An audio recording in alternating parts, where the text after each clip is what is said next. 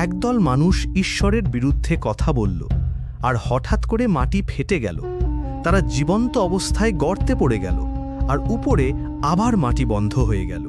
এটা কোনো গল্প নয়, এটা ঈশ্বরের ন্যায় বিচারের সত্য ঘটনা। অনেক বছর আগে ঈশ্বর মোশি ও হারনকে বেছে নিয়েছিলেন ইসরায়েল জাতির নেতা হিসাবে, কিন্তু কোরাহ নামের এক ব্যক্তি এই আদেশ মানতে চায়নি। কোরাহ ছিল অহংকারী। সে ভাবত, আমরা সবাই তো পবিত্র, মোশি ও হারন এত গুরুত্বপূর্ণ কেন? সে আরও 250 জন নেতাকে নিয়ে ঈশ্বরের নিযুক্ত মানুষদের বিরুদ্ধে বিদ্রোহ করল। মোশি তাদের অনেক বোঝানোর চেষ্টা করলেন, তোমরা ঈশ্বরের বিরুদ্ধে বিদ্রোহ করছো, আমাদের নয়। কিন্তু তারা শোনেনি।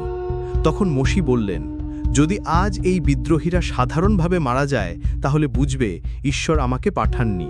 আর যদি কিছু নতুন ঘটে, মাটি যদি ফেটে যায় আর ওরা জীবন্ত গিলে ফেলে, তাহলে বুঝবে ওরা ঈশ্বরের বিরুদ্ধে গেছে। ঠিক তখনই মাটি কাঁপতে শুরু করল। আচমকা বড় ফাটল তৈরি হলো। কোরাহ ও তার পুরো দল একসাথে সেই গহ্বরে পড়ে গেল। তারপর মাটি আবার বন্ধ হয়ে গেল।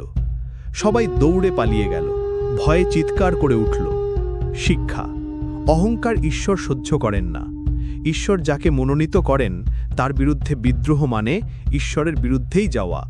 ঈশ্বর ধৈর্যশীল, কিন্তু তার ন্যায় বিচারের সময় এলে থামানো যায় না।